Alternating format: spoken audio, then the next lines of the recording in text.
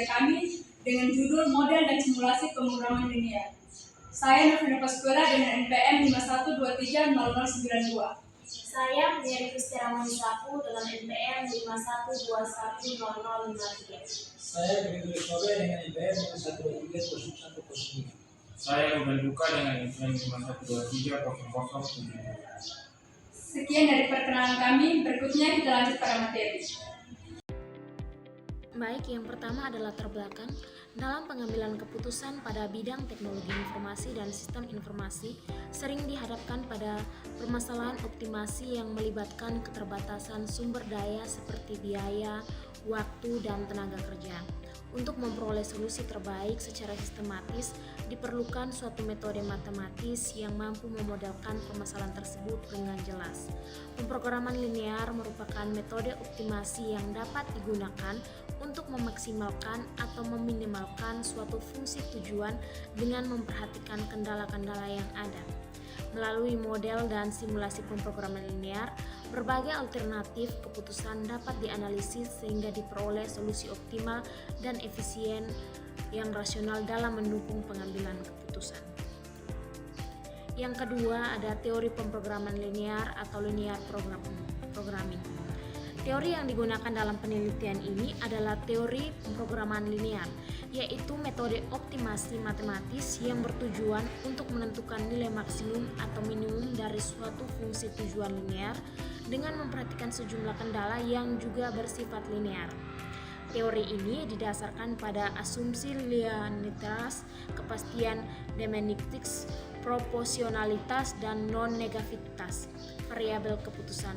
Dalam pemrograman linear, permasalahan dirumuskan ke dalam model matematis yang terdiri dari variabel keputusan, fungsi tujuan, dan fungsi kendala.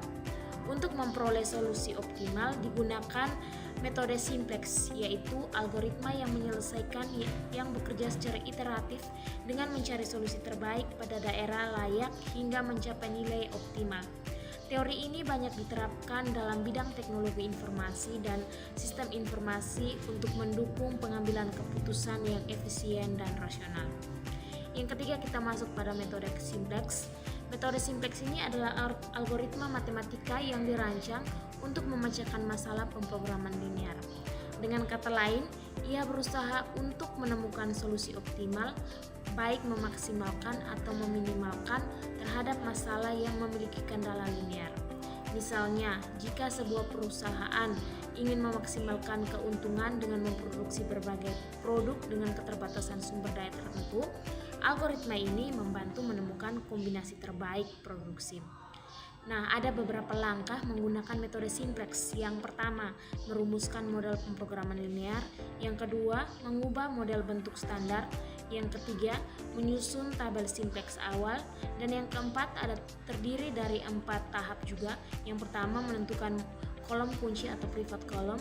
Yang kedua, menentukan baris kunci atau pivot row. Ketiga, menentukan elemen kunci atau pivot elemen. Dan yang terakhir, melakukan operasi baris elementer. Poin yang kelima, melakukan iterasi hingga kondisi optimal tercapai. Dan yang terakhir, menarik kesimpulan solusi optimal. Baik, yang berikut hasil dan pembahasan. Di sini kami hanya menaruh contoh soal. Sebuah perusahaan jasa teknologi informasi bernama Kids Indonesia yang bergerak di bidang pengembangan perangkat lunak menerima 5 jenis proyek, yaitu pengembangan aplikasi mobile, pengembangan website, cloud management service, custom software development, dan data learning. Keuntungan yang diperoleh perusahaan dari masing-masing proyek berturut-turut adalah terpay 60.000, 50.000, 40.000, 30.000, dan 20.000 per proyek. Dalam menjalankan proyek-proyek tersebut, Indonesia memiliki keterbatasan sumber daya berupa jam kerja programmer, jam kerja analisis sistem, jam kerja desain UI dan UI, jam kerja tester, dan serta kapasitas server.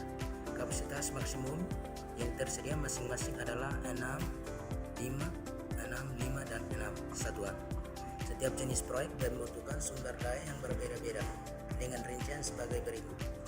Yang pertama, setiap proyek pengembangan website membutuhkan 2 jam programmer, 1 jam analisis sistem, 3 jam desainer, 2 jam tester, dan 4 unit kapasitas server. Yang kedua, setiap proyek pengembangan aplikasi mobile membutuhkan 3 jam programmer, 4 jam analisis sistem, 1 jam desainer UX, 5 jam tester, dan 2 unit kapasitas server. Yang ketiga, setiap proyek cloud manager service membutuhkan 1 jam programmer, 2 jam analisis sistem, 5 jam desainer, 3 jam tester, dan 1 unit kapasitas server. Yang keempat, setiap proyek custom software membutuhkan 4 jam programmer, 3 jam analisis sistem, 2 jam desainer, 6 jam tester, dan 3 unit kapasitas server. Yang terakhir, setiap proyek data membutuhkan 5 jam programmer, 6 jam analisis sistem, 4 jam desainer, 1 jam tester, dan 2 unit kapasitas server. Permasalahan yang dihadapi Indonesia adalah menentukan jumlah proyek dari masing-masing jenis layanan TI agar keuntungan total maksimum tanpa melebihi keterbatasan sumber daya yang tersedia. Berikut 1. Merumuskan model pemrograman linear. Pertama, variabel keputusan. X1 sama dengan pengembangan website, X2 sama dengan pengembangan aplikasi mobile, X3 sama dengan proyek cloud management service, X4 sama dengan proyek custom software development, X5 sama dengan proyek data mining. Berikut fungsi dan tujuan. X Z sama dengan 60.000 X1 tambah 50.000 X2 tambah 40.000 X3 tambah 30.000 X4 tambah 20.000 X5. Fungsi kendala 2X1 tambah 3X2 tambah X3 tambah 4X4 tambah 5X5 kurang sama dengan 6. X1 tambah 4X2 tambah 2X3 tambah 3X4 tambah 6X5 kurang sama dengan 5. 3X1 tambah X2 tambah 5X3 tambah 2X4 tambah 4X5 kurang sama dengan 6. 2X1 tambah 5X2 tambah 3X3 tambah 4X tambah 6X4 tambah X5 kurang sama dengan 5. 4X1 tambah 2X2 tambah X3 tambah 3X4 tambah 2X5 kurang sama dengan 6. Yang kedua, mengubah model ke bentuk standar. Z sama dengan 60.000 X1 kurang 50.000 X2 kurang 40.000 X3 kurang 30.000 X4 kurang 20.000 X5 kurang 0S1 kurang 0S2 kurang 0S3 kurang 0S4 kurang 0S5 sama dengan 0. 2X1 tambah 3X2 tambah X3 tambah 4X4 tambah 5X5 tambah S1 sama dengan 6. X1 tambah 4X2 tambah 2X3 tambah 3X4 tambah 6X5 tambah S2 sama dengan 5. 3X1 tambah X2 tambah 5X3 tambah 2X4 tambah 4X5 tambah S3 sama dengan 6. 2X1 tambah 5X2 tambah 3X3 tambah 6X4 tambah X5 tambah S4 sama dengan 5. 4X1 tambah 2X2 tambah X3 tambah 3X4 tambah 2X5 tambah S5 sama dengan 6. Kita masuk pada langkah yang berikut, yaitu langkah ketiga, menyusun tabel simplex awal. Nah, yang pertama itu terdapat B0 sampai dengan B5. Ini hanyalah untuk penamaan baris untuk mempermudah kita ketika nanti kita akan melakukan perhitungan. B0 ini artinya baris ke-0 sampai dengan B5 itu baris ke-5. Lalu yang berikut di sini terdapat kolom basic. Kolom basic ini kita isikan nama kolom-kolom yang hanya satu elemennya bernilai 1, sedangkan elemen yang lainnya bernilai 0. Yang pertama itu terdapat Z di sini. Z yang hanya satu kolom yang hanya satu sel yang bernilai angka 1, sedangkan yang lainnya bernilai 0. Dan berikut ada S1 sama sampai dengan S5. Lalu yang di sini terdapat kolom rasio yaitu hasil pembagian antara kolom RHS right hand side dengan kolom kunci. Lalu angka-angka yang terdapat dalam tabel ini untuk baris ke-0 itu adalah angka-angka dari bentuk kanonik daripada fungsi tujuan, sedangkan angka-angka pada baris ke-1 sampai dengan baris ke-5 adalah angka-angka yang terdapat pada bentuk kanonik untuk fungsi kendala. Lalu yang berikut kita masuk pada langkah keempat. Yang pertama, kita menentukan kolom kunci. Untuk menentukan kolom kunci, kita lihat pada baris ke-0 yang nilai minusnya paling kecil. Ternyata yang paling kecil itu adalah angka minus 60.000, sehingga untuk kolom S1 kita buat sebagai kolom kunci. Lalu yang berikut kita menentukan baris kunci. Untuk menentukan baris kunci, kita harus melihat angka pada kolom rasio yang paling kecil. Untuk mendapatkan angka pada kolom rasio kita dapatkan dari pembagian antara kolom RHS right hand side dengan kolom kunci. Nah, hasilnya yaitu 6 dibagi 2 hasilnya 3, begitu pula sampai dengan baris ke-5 yaitu 6 dibagi 4 sama dengan 1,5. Setelah itu kita lihat di kolom rasio angka yang paling kecil ternyata adalah 1,5. Maka untuk baris kuncinya terdapat pada baris ke-5. Lalu yang berikut kita menentukan elemen kunci. Untuk elemen kunci itu adalah elemen yang berada pada titik pertemuan antara kolom kunci dan baris kunci. Nah, ternyata titik pertemuannya terdapat pada angka 4 yaitu sel berwarna hijau. Setelah itu kita harus membuat agar angka 4 ini menjadi 1 dan angka yang sama dan angka-angka yang berada pada kolom yang sama dengan angka 4 menjadi 0. Untuk perhitungannya kita menggunakan rumus-rumus yang ada pada operasi baris dasar. Perhitungannya kami akan menggunakan Excel. Ini untuk penentuannya sudah tentukan di slide. Pertama kita harus buat agar angka 4 ini menjadi 1. Itu kita menggunakan rumus yang ada di sini yaitu dengan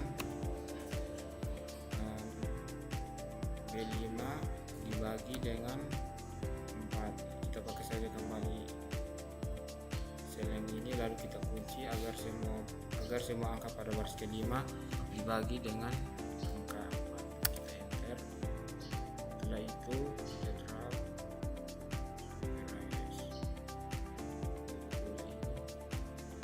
Setelah itu baris-baris yang lainnya kita buat agar setelah itu kolom-kolom untuk baris kita buat agar menjadi 0.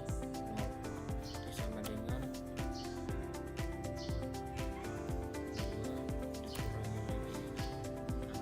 lalu kita kunci dengan tekan tombol F4, lalu kita kali lagi dengan hasil daripada baris 5 yang tadi. Lalu kita enter, lalu kita drag.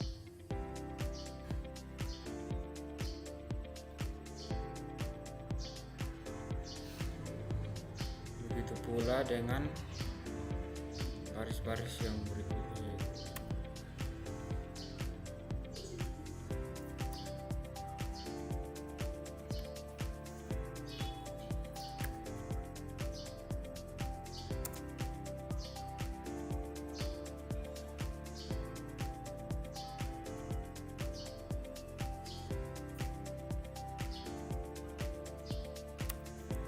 Sama ini kita turunkan ini lalu kita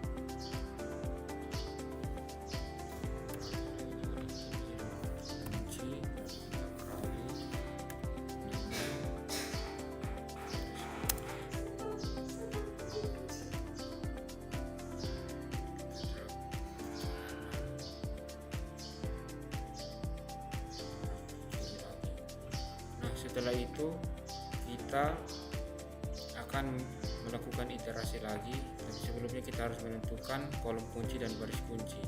Untuk menentukan kolom kunci, kita lihat pada baris ke-0 yang nilainya paling kecil, yang nilainya paling minus. Di sini ternyata yang paling minus itu adalah minus 20.000. Untuk memastikannya kita bisa menggunakan rumus apabila min, lalu kita select, kita enter.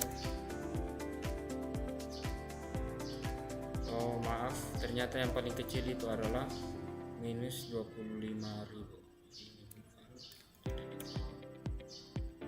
Jadi ini kita buat dia sebagai kolom kunci, lalu kita kasih warna. Setelah itu kita akan menentukan baris kunci. Untuk menentukan baris kunci, kita lihat pada kolom rasio yang angkanya paling kecil. Untuk menentukan angka pada kolom rasio, kita harus melakukan pembagian antara kolom RHS dengan kolom kunci. Enter. Setelah itu kita bisa drag. Setelah itu kita lihat pada kolom rasio angka yang paling kecil. Untuk memastikannya kita bisa menggunakan rumus yang sama.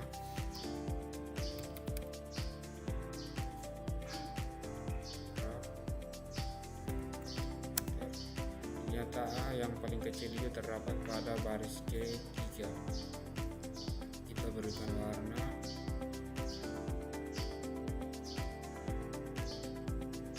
Setelah itu kita bisa melihat ternyata untuk titik kunci atau elemen kuncinya pada angka 4,25. Untuk mempermudahnya kita beri warna. Oke. Baik, setelah itu kita akan buat agar elemen kunci ini menjadi satu, sedangkan nilai-nilai pada baris yang lain yang sama, yang berada pada kolom yang sama dengan elemen kunci menjadi 0.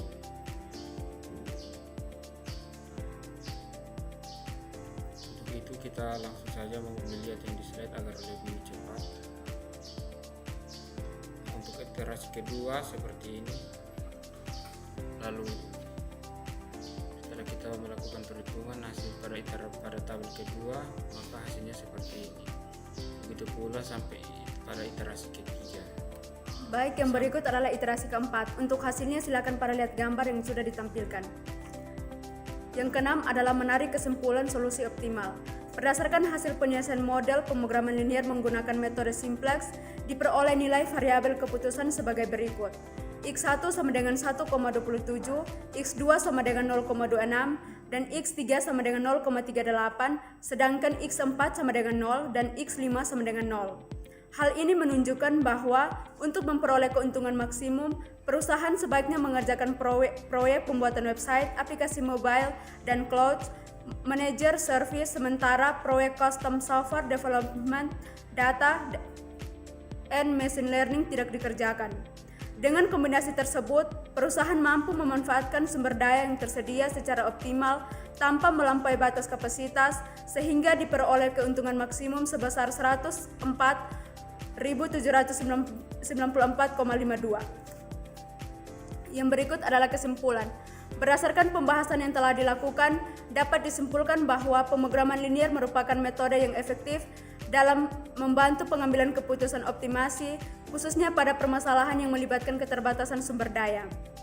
Dengan memanfaatkan model matematis yang terdiri dari fungsi tujuan dan kendala linear, perusahaan jasa teknologi informasi dapat menentukan kombinasi proyek yang memberikan keuntungan maksimum tanpa melampaui kapasitas sumber daya yang tersedia. Penerapan metode simplex memungkinkan proses pencarian solusi optimal dilakukan secara sistematis melalui beberapa iterasi hingga kondisi optimal tercapai.